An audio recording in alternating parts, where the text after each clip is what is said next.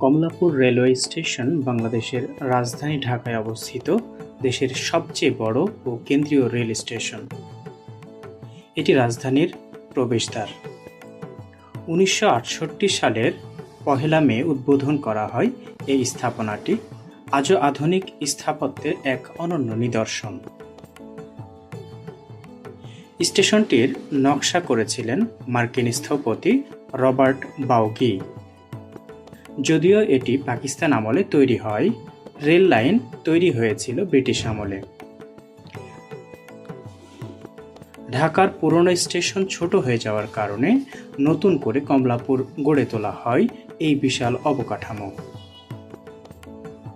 আজও প্রতিদিন লাখো মানুষ এখান থেকে যাতায়াত করে, আর কমলাপুর রেলওয়ে স্টেশন থেকে শুরু হয় দেশের উত্তর, দক্ষিণ, পূর্ব, পশ্চিম হাজারো যাত্রার গল্প।